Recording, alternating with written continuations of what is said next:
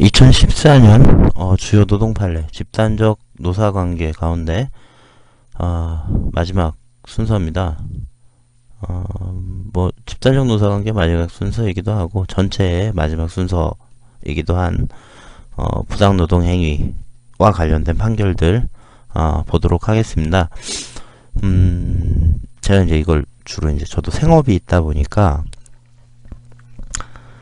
녹음을 보통 이제 밤늦게 새벽에 주로 해요. 그래서 이제 혹시라도 가족들이나 뭐 옆집 깰까봐 좀 조용조용히 이제 조곤조곤 얘기한다고 또 눈치도 보이고 해서 이렇게 조용조용히 얘기했는데 우연히 후배가 한번 듣고서는 살짝 들었나봐요. 듣다가 자기 잘 때 잠자기 전에 들으면 좋겠다고 해서 충격받았습니다. 그 후배를 갈궜어요. 그래서 약간은 좀 이렇게 좀 톤을 좀 높여가지고 잠 깨시게 좀 해볼까 하는데 하다 보면 저도 졸려요. 새벽에 하다 보면 뭐 눈치채신 부분도 있을지 모르겠는데 가끔 이렇게 하다가 녹음하다가 졸면서 한 경우도 있어요. 그래서 굳이 찾아보실 건 없을 것 같고 보도록 하겠습니다. 자, 80번.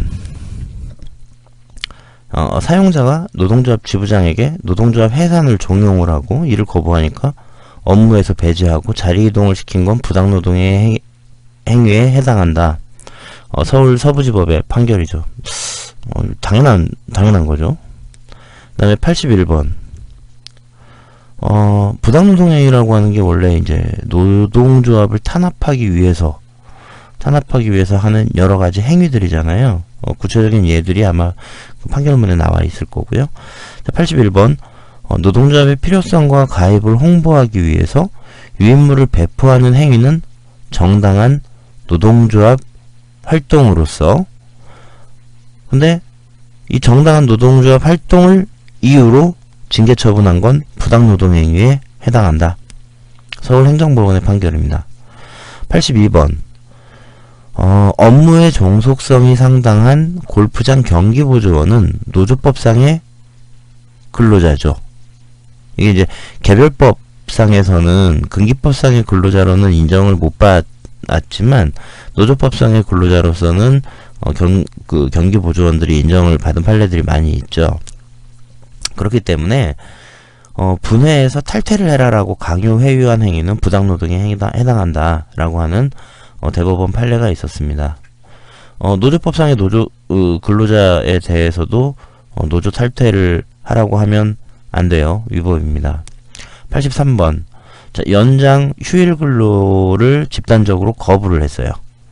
집단적 거부를 이유로 해고한 건 징계 재량권의 남용 또는 일탈에 해당하여 위법하다. 서울행정법원의 판결입니다. 연장하고 휴일 근로는 사실 개인들이 안 하겠다고 하면 안 하는 거잖아요. 근데 이걸 여러 사람들이 안 하겠다고 하면 죄가 되고, 한 사람이 안 하겠다고 하면 죄가 안 되는데 여러 사람이 안 하겠다고 하면 죄가 되고, 나도 하기 싫고 너도 하기 싫고 우리 다 하기 싫다. 좀 그쵸? 근데 징계 사유는 또 될 수가 있어요. 그러니까 해고 자체가 징계 재량권을 남용한 거지 징계 재량권이 여기에 대해서는 들어갈 여지가 없다, 이런 판결은 또 아니거든요. 좀 애매해요. 그러니까 해고까지 갈 건 아니다라는 판결인데. 자, 84번. 자, 단체 교섭을 거부할 정당한 이유가 있거나 단체 교섭에 성실히 응했다고 사용자가 믿었더라도 그거는 네 생각이고, 객관적으로 정당한 이유가 없고 불성실한 단체 교섭으로 판정되면 그건 부당노동 행위다. 서울행정법원 판결입니다. 이것도 당연하죠. 그러니까 때린 놈이 때릴 의사가 없었다, 그러니까 넌 폭행이 아니다, 뭐 이건 아니잖아요. 객관적으로 때렸으면 폭행인 거고, 객관적으로 정당한 이유가 없고 불성실한 단체 교섭이라고 객관적으로 판단이 되면 부당노동 행위죠. 당연한 판결이고요. 85번. 자, 단체 협약 체결 이외에 단체 협약의 체결을 위한 일련의 절차를 거부하거나 해태하는 행위도 부당노동 행위로 볼 수 있다. 서울행정법원의 판결입니다. 그러니까 단체 협약 체결을 안 한 것뿐만 아니라 단체 협약 체결의 전 단계들이 있잖아요. 그 과정에서의 행위들도 부당노동 행위가 될 수 있다는 거고요. 자, 그 다음에 86번. 자, 노동조합 및 노동관계조정법. 그러니까 노조법이죠. 노조법 제82조 제2항에서 자, 계속하는 행위다라고 하는 의미가 무엇인가에 대해서 대법원의 판결이 있었어요. 이 부분은 들어가서 보도록 할게요. 자, 87번. 자, 조합 활동을 위해서 사무실을 제공한다는 단체 협약 규정에 대해서 전기요금까지 회사가 지불해야 된다고 해석할 수는 없다. 서울서부지법의 판결입니다. 사무실 줬다고 거기 나오는 그 부대 비용, 뭐 여러가지 비용들까지 회사가 부담해라? 이거는 아니지 않느냐. 88번. 사용자가 노조 전임자에게 소정 근로시간을 초과한 근로시간을 인정하고 과다한 급여를 지급한 행위는 부당노동행위에 해당한다라는 서울고등법원의 판결이 있었습니다. 이게 이제 타임오프 제도에서 정해진 시간들이 있잖아요. 근데 노조 전임자한테 그 법에서 정해진, 법이라기보단 고시로, 노동부 고시로 정해준 그 시간보다 더 인정을 해줬다. 그래서 급여를 지급했다.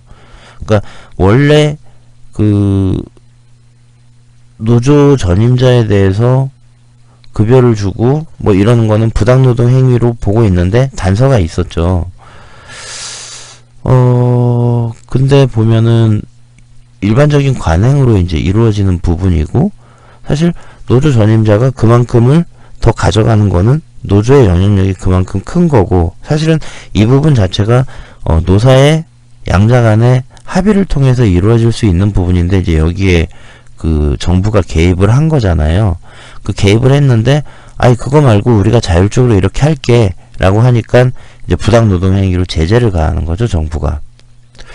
이게 과연 노사 자치에 대한 입장인 건지 그건 모르겠는데, 어쨌든 법적으로 충분한 근거가 있다. 부당노동행위로 볼 충분한 근거가 있다라고 법원이 판결한다는 얘기는 이 그 소정근로시간에 대한 부분만큼만 줘야지 그 이상을 선심성으로 줬다가는 자칫 사용자도 다칠 수 있다라고 하는 부분이 거죠. 조금 안타까운 판결이긴 합니다. 자, 하나씩 볼게요. 80번. 자, 노조 지부장한테 노조 해산을 종용하고 거부하니까 업무에서 배제하고 자율이동을 시켰다.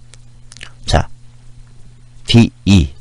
그러니까 이건 이제 회사의 그 관리자들이죠. D2 두 사람이 노조 지부장으로서 임금교섭을 하던 근로자한테 노동조합을 해산하라 이렇게 얘기한 건 노동조합의 조직 운영에 대해서 지배 개입하는 행위라고 볼 수 있다는 거죠.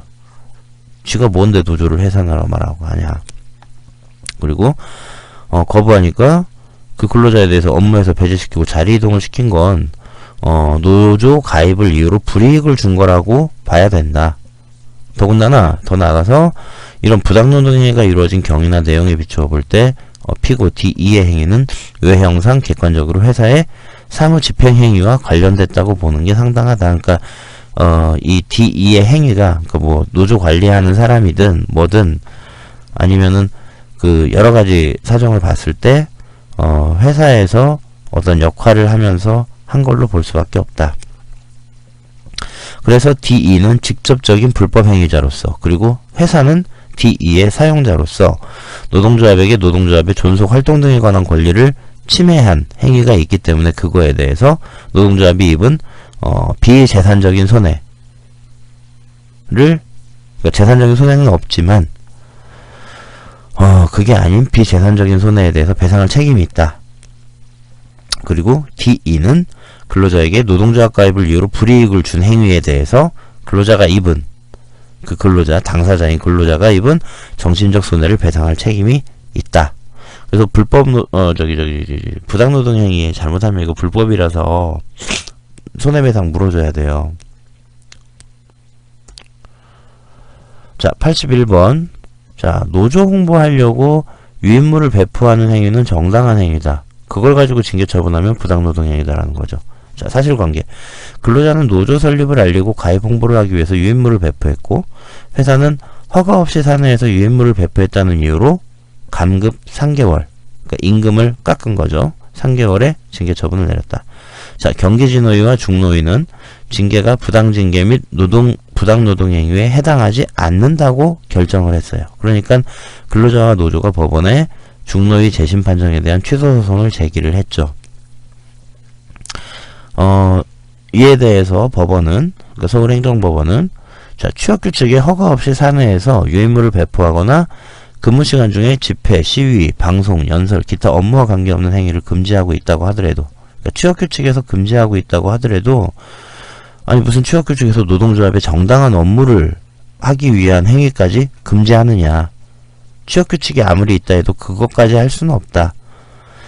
그렇기 때문에 유인물 배포 행위가 정당한지 여부는 사용자가 허가했느냐 아니냐 이걸 가지고 판단할 게 아니라 그 유인물의 내용이 무엇이고 배포의 주체, 시기, 대상, 방법 그리고 이것 때문에 사용자가 영업이나 직원들의 업무에 미친 영향 이런 것들을 기준으로 판단을 해야 된다. 즉 취업규칙에 있다고 해서 그걸 가지고 징계 처분을 하면 안 된다. 만약에 그러면 부당노동행위로 처벌받을 것이다. 라는 거죠. 보면 이제 유인물의 내용이 뭐 특별하게 노조 설립됐다. 근로조건의 유지 개선, 근로자의 복지 증진, 기타 사회적, 경제적 지위의 형상을 도모하기 위해 노조가 필요하다. 가입해라. 뭐 이런 걸 홍보한 거고. 그 다음에 유인물 배포 행위가 사용자의 시설관리권의 본질적인 내용을 침해했다고 보기는 어렵다. 그러니까 시설관리권이라고 하는 거는 사용자가 자기의 생산활동을 하기 위해서 운영되고 있는 거를 무단으로 막 점거하고 사용하고 방해하고 뭐 이랬다고 보기는 어렵다는 거죠. 그리고 침해했다고 하더라도 정당화할 충분한 사정이 존재를 하더라. 노조 홍보하려고 하는 게. 그 다음에 유인물 배포, 연설 또는 피켓 시위 외에는 노조 홍보를 위한 별다른 방법도 없지 않느냐. 즉 유인물 배포 등의 행위는 정당한 노조 활동에 해당하기 때문에 징계 사유에 해당하지 않는다. 근데 부당노동 행위로 보게 된 근거가 보면 자, 근로자들이 상당한 시간 동안 유인물 배포를 시도했기 때문에 사용자는 그거 보면서 유인물 배포 행위가 노조의 활동이라는 걸 충분히 알 수 있었는데 계속 유인물 배포를 제지를 했어요. 그 전에도. 그리고 제지하는 방법도 상당수의 직원을 동원하거나 통근버스의 하차 장소를 갑자기 변경하거나 해서 유인물 나눠주는 장소 피해서 이제 하차를 시켜고 막 이랬다는 거죠.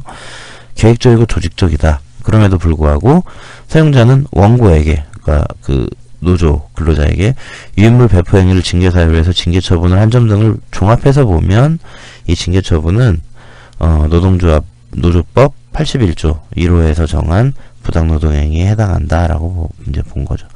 그러니까 뭐 징계 자체가 부당하다라고 이제 끝날 수도 있고 그 정도가 이 정도면 부당노동행위 깜이야라고 이제 볼 수도 있다라는 거죠.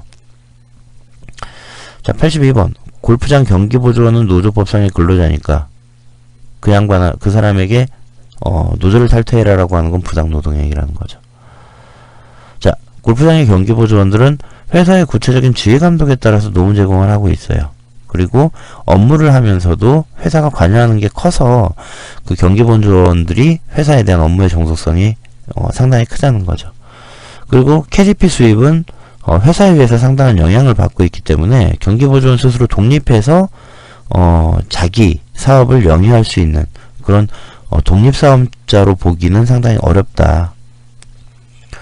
그리고 회사가 전국 여성노동조합을 노동조합으로 인정해서 단체협약에 대한 별도의 합의, 노동쟁의에 대한 조정 절차 이런 것들을 거쳐왔다고 보면 이 경기보조원들은 노조법상의 근로자라고 봐야 된다. 자, 근데 이 회사의 분해에 대한 그 전국 여성노조의 골프장 분해겠죠. 그 분해에 대한 태도나 분해와의 갈등 관계 그리고 회사 임원들이 분해원들과 면담한 무렵부터 분해원들 중에서 노조를 탈퇴하는 회원들의 수가 상당히 많아졌더라. 이제 추정이죠. 근데 이걸 좀 근거 있게 구체화하는 게 회사는 이 사건 분해원들에 대해서 출장 유보를 통해서 그러니까 경기에 들어가지 못하게 하는 거죠. 다음에 가면서 미루는. 그러면 이제 수입이 줄잖아요. 그런 걸 통해서 사실상 회사가 요구하는 내용의 서약서, 그러니까 노조를 탈퇴하겠습니다라는 서약서 같은 거겠죠. 그런 것들을 작성하도록 강요했다. 이런 거 보면 회사의 노조 활동에 대한 지배 개입 의도가 있었다. 아이고. 그래서 분회원들에게 분회의 탈퇴를 강요, 회유하는 부당노동 행위라고 볼 수밖에 없다. 자, 83번.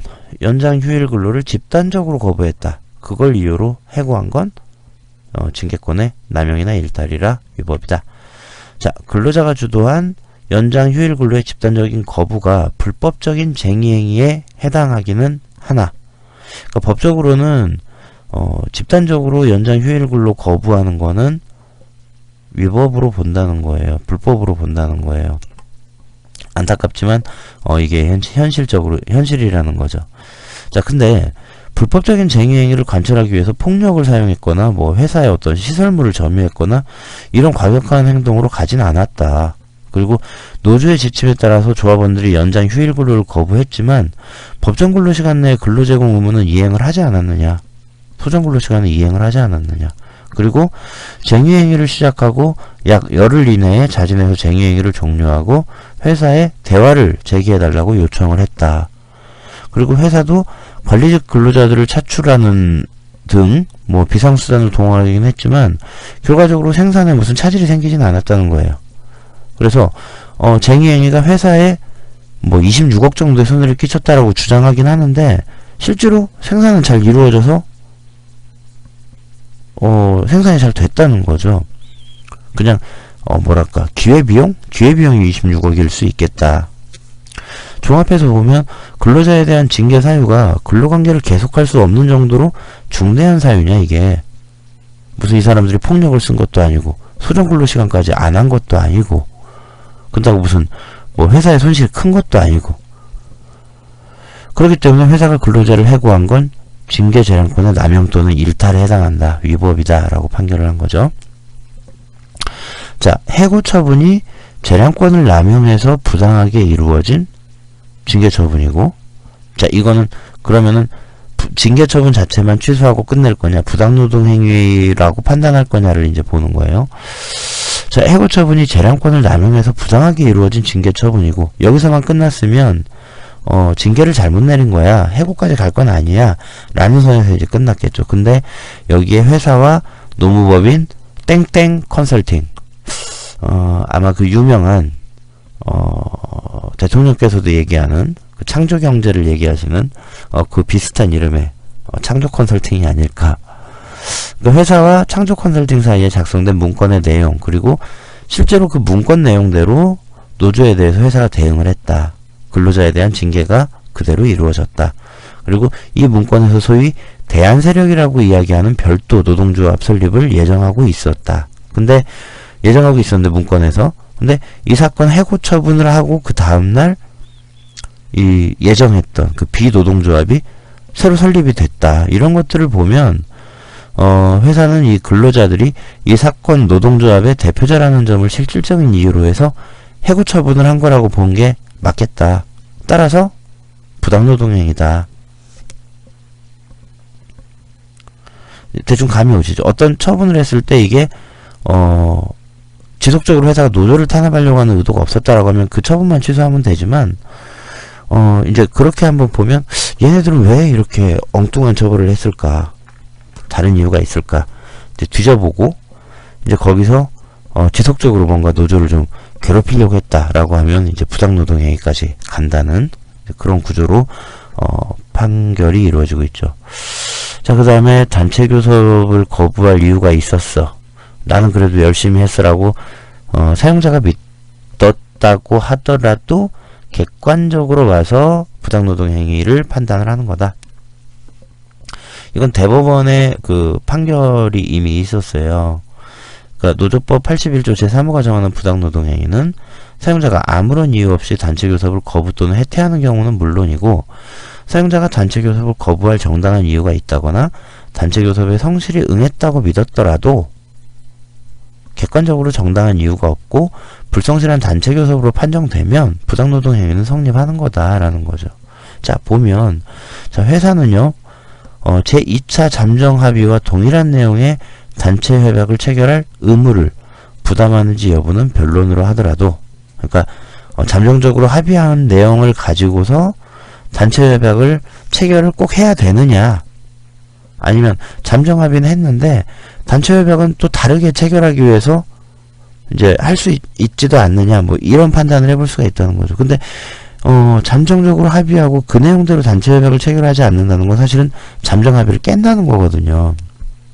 근데 어쨌든 부당노동행위가 맞을 것 같은데, 뭐 그 얘기는 논란은 뭐 뒤로 빼더라도 그건 사치하고, 자, 1차 잠정 합의를 파기를 했어요. 그러고 이제 다시 이제 합의를 시작해서 해가지고 2차 잠정 합의를 1차와 비슷한 내용으로 2차 잠정 합의를 했어요. 근데 그걸 또 다시 파기를 해요. 이런다는 거는 그 노조와 회사 사이의 단체 교섭을 부당하게 지연시킨 행위라고 볼 수밖에 없다.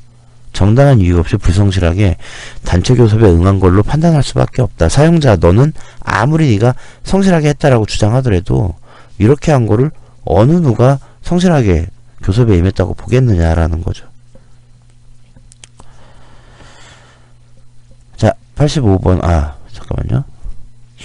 자, 그 다음에 연봉제 임금과 호봉제 임금의 차액을 소급적으로 지급한다는 내용은 이미 이 사건 1차 잠정 합의에도 포함되어 있었다. 회사는 위와 같은 내용이 포함된 1차 잠정 합의를 체결하고 스스로 이걸 파기하고, 그리고 다시 협상을 해서 2차 잠정 합의를 위한 협상을 개시했고, 그러니까 당연히 노조가 2차 잠정 합의를 위한 협상에서도 위와 같은 임금 차액의 소급 지급에 대한 요구가 있을 것을 예상했다고 밖에는 판단이, 그럴 거라고 판단이 되는 거죠. 그러니까 합의했던 거를 파기했으니까 다시 2차에서도 요구를 하겠죠. 자, 사용자가 단체 교섭에 성실한 자세로 응했더라면 위와 같이 당연히 예상되는 노조의 요구에 대해서 실무자들한테 협상 지침을 주었든지, 아니면 최소한 1차 잠정 합의를 파기할 당시에 임금 차액의 소급 지급이라는 조건은 수용할 수 없다, 뭐 이런 거를 알렸었어야 된다는 거죠. 1차 파기할 때 우리가 이거 왜 파기하냐면 요 문구 때문에 그래, 이 문구를 바꿔줘 라고 요구를 했었어야 된다는 거죠. 근데 회사가 그런 조치를 취했으면 노조하고 회사는 우리가 그럼 쟤네는 이걸 받기 어려운 거구나, 뭘 주면 되겠구나, 이런 상호 수용 가능한 조건이 무엇인지를 보다 명확하게 인식하고 합의 가능한 협약을 체결하기 위한 교섭을 진행할 수 있었을 텐데, 회사는 그런 조치를 전혀 취하지 않았고 형식적으로 교섭에 임해가지고 1차 잠정 합의가 대동소이한 내용으로 체결되게끔 방치를 하고서 2차 잠정 합의를 또 파기해서 위 교섭에 들인 시간과 노력을 완전히 제로로 만들어버렸다는 거죠. 즉, 회사는 연봉제와 허봉제 임금 차이를 해결하기 위한 교섭이 2012년 4월부터 6개월이 경과할 때까지 교섭 담당자들한테 가장 기본적인 요구에 대한 협상 권한도 안 줬단 말이에요. 담당자들이요. 협상 권한이 없는데 무슨 협상을 하겠어요. 자, 그랬으면서 마치 협상 권한 일체를 위임한 것과 같은 위임장을 주어서 노조로 하여금 기본적인 요구사항을 수용할지 말지에 대한 아무런 권한도 없는 사람하고 무의미한 협상을 계속하게 만들었다는 거죠. 그러니까 합의가 계속 지연되는 그런 결과가 초래됐다는 거죠. 이런 회사의 교섭 태도는, 자, 형사판결에서 인정한 것처럼, 형사판결까지 갔어. 거기서 이제 인정한 것처럼 회사가 단체 교섭을 해태하는 등의 부당노동 행위를 자행해서 교섭 개시일부터 4년이 경과하도록 단체 협약 체결이 이루어지지 못한 상황에서 나온 거니까 불성실하게 교섭에 응했다는 것을 더욱 강하게 판단할 수밖에 없다는 거죠. 아주 지독한 회사예요. 자, 그 다음에 85번. 단체 협약 체결을 위한 그 전의 절차, 이런 절차를 거부하거나 해체하는 것도 부당노동행위다. 자, 노조법 81조 제3호는 사용자가 노동조합의 대표자 또는 노조로부터 위임을 받은 자와의 단체 협약 체결, 기타의 단체 교섭을 정당한 이유 없이 거부하거나 해체하는 행위를 부당노동 행위로 규정하고 있는데, 이 규정에서 의미하고 있는 기타의 단체 교섭이라고 하는 거는 단체 협약의 체결 외에 단체 협약의 체결을 위한 일련의 단체 교섭의 절차들을 의미하는 거다. 그래서 사용자가 단체 협약 체결 이외에도 단체 협약의 체결을 위한 일련의 절차를 거부하거나 해태하는 행위도 부당노동 행위로 볼 수 있다라고 판결했는데, 구체적으로 보면요, 이제 교섭창구 단일화 관련된 문제가 있었던 것 같아요. 자, 복수의 노조가 존재하는 경우에 교섭대표 노동조합을 정하는 교섭창구 단일화 절차는 단체 교섭으로 가기 위한 필수적인 절차라는 거죠. 그래서 교섭창구 단일화 절차는 노조의 사용자에 대한 단체 교섭 요구로부터 시작하게 되니까, 복수노조가 존재하는 사업 또는 사업장의 사용자가 교섭대표 노동조합과의 단체 협약 체결 또는 단체 협약을 거부하거나 해태하는 행위뿐만 아니라 교섭대표 노동조합을 정하기 위한 교섭창구 단일화 절차, 이거를 거부하거나 해태하는 것도 마찬가지로 교섭을 안 하겠다라고 볼 수밖에 없다라는 거죠. 단체 교섭을 거부하거나 해태하는 거다. 부당노동행위가 뭐 똑같다. 이것도 아니, 교섭창구 단일화가 안 되면 교섭을 할 수 없는 거기 때문에 마찬가지로 볼 수 있다라는 거죠. 자, 86번. 자, 노조법 82조 제2항의 계속하는 행위의 의미가 무엇냐? 자, 보면 연구과제에서 배제를 해요. 연구원인가봐요. 연구과제에서 배제하고 대활동을 금지시키는 게 계속하는 행위에 해당하는지 여부.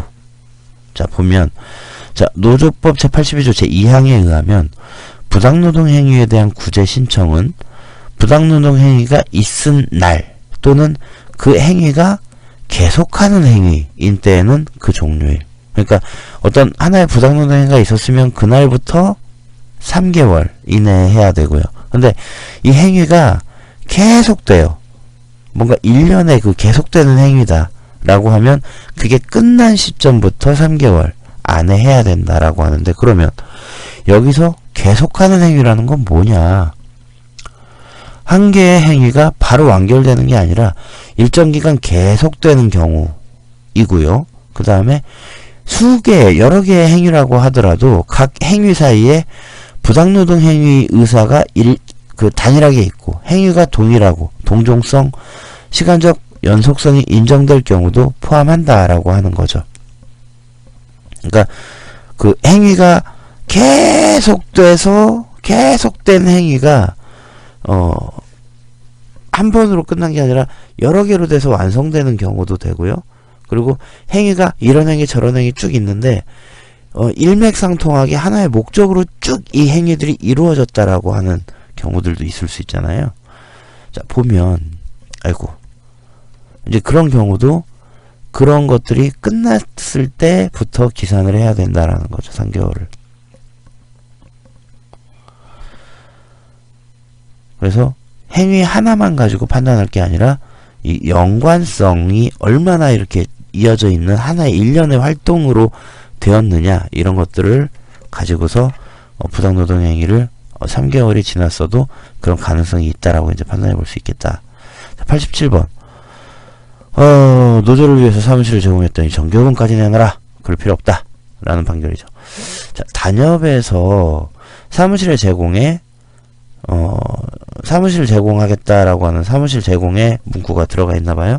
여기에 사무실이라는 공간적인 시설과 사회통령상 그 안에 일반적으로 배치되는 책상, 의자, 전기시설 등 부대시설은 오케이. 근데 그걸 넘어서 운영비의 성격을 지닌 정규요금까지 포함된다고 볼 순 없겠다. 자, 단체협약에는 공사는, 그러니까 회사가 공사인가봐요. 자, 조합활동을 위한 사무실을 제공한다라고 규정하고 있지, 정규요금이나 그 운영비에 대해서는 아무런 정한 게 없다. 자, 노조법 제81조 제4호는 노조의 운영비를 원조하는 행위는 사용자의 노동조합에 대한 지배개입으로 보고 있어서 금지를 하고 있는 거다. 운영비를 원조하는 행위. 사무실 제공하는 거는 운영비를 제공하는 거하고는 조금 다르다고 볼 수 있다라는 거죠. 자, 그 다음에 별도 전기계량기가 설치된 지역에 노조 사무실은 노조 스스로 전기요금을 납부하고 있더라. 납부해야 된다. 그리고 감사를 해보니까 전기요금 부담은 노조의 운영비를 원조하는 부당노동에 해당될 수 있다는 지적을 내부에서도 했다는 거고요. 노동부 질의회신을 보냈어요. 거기서도 정기요금 지원은 부당 노동행위에 해당한다고 노동부도 판결을 한 거라는 거죠. 자, 그렇게 보면 정기요금 지원 관행이 일반적으로 근로관계를 규율하는 규범적인 사실로서 명확히 승인되었다거나 사실상의 제도로서 확립되어 있다고 할 수 있을 정도의 규범의식에 의해서 지지되고 있다고 보기도 어렵다. 그러니까 이전부터 계속 정기요금을 줘왔어. 그리고 뭐 정기요금에 대해서 주자라고 노사 간에 합의가 돼서 제도적으로 딱 안착이 됐어. 뭐 이런 것도 아니고 쓰던 정기요금까지 내달라라고 하면 이거는 그렇게 보긴 어렵겠다라는 거죠. 자, 88번. 자, 노조 전임자에 대해서 소정근로시간을 초과한 근로시간을 인정하고 그거에 대해서 급여를 주면 과다한급여를 준 걸로 부당노동행위 처벌을 받게 된다는 겁니다. 선심서도 자, 하나의 사업 또는 사업장에서 조직 형태에 관계없이 근로자가 설립하거나 가입한 노동조합이 2개 이상인 경우, 그러니까 복수노조인 경우에 노동조합은 사용자가 같은 사업 또는 사업장 내의 다른 노조 전임자에게 급여를 지원하는 행위에 대해서 그 노동조합이 실제 교섭대표 노동조합인지 여부와는 상관없이 부당노동 행위에 구제를 신청할 이익이 있다고 봄이 상당하다. 그러니까 복수노조에서 어떤 한 노조가 A 노조가 있고 B 노조가 있는데 A 노조에 대해서 그 노조 A 노조의 노조 전임자한테 급여를 지원을 하는데 그걸 너무 초과해서 주고 있는 것 같다라고 하는 거에 대해서 보통 행정소송에 들어가려면요 소의 이익이 있어야 돼. 그러니까 그 소송을 제기해서 어떤 이익을 얻을 수 있느냐. 그러니까 그 소송을 제기해서 이익이 없으면 단지 뭘 좀 해서 그 이익 보는 게 전혀 없으면 그 소는 각하됩니다. 그러니까 그 요건을 못 갖췄다고 해서 그냥 열어보지도 않고 덮어버리는 거죠. 기각은 열어보고 아닌 것 같아 라고 판단을 하는 거라면 각하는 뜯어보지도 않는 거예요. 그래서 이제 1차적으로 A노조에 대해서 전임자 그 급여를 이만큼 지급하고 있는데 B노조에 의해서 이제 이거에 대해서 이제 문제 제기를 했나 보죠. 자, 그랬을 때 B노조 입장에서 보면 충분히 이익이 있다는 거죠. A노조에 대해서 부당하게 더 잘해주는 거를 문제 삼아서 B노조가 정당하게 자기들의 주장을 권리를 회사로부터 받아낼 수 있는 이익이 있다고 봤다. 그러니까 그 청구인 자격이 있다. 청구인 자격? 어쨌든 원고로서의 자격이 있다라고 본 거고요. 그 다음에 그럼 내용으로 보면 사용자가 노조 전임자한테 소정근로시간을 초과한 근로시간을 인정하고 과다한 급여를 지급한 행위는 그러니까 아마 이 노조가 저기 회사에 좀 친한 노조인가 보죠. 자, 부당노동행위 의사의 존부와 상관없이 그러니까 부당노동행위를 하려고 너희들이 비용을 더 줬든 모르고 줬든 어쨌든 간에 부당노동행위야 라는 얘기입니다. 자, 여기까지 집단적 저기 노사관계를 포함해서 전반적인 2014년 노동 판례들에 대한 내용을 마치도록 하겠습니다. 거의 한 11회, 12회 뭐 이렇게 되는 것 같은데 긴 시간 동안 들어주셔서 감사합니다. 다음번에 더 좋은 책과 사례로 다시 녹음을 하도록 하겠습니다. 고맙습니다.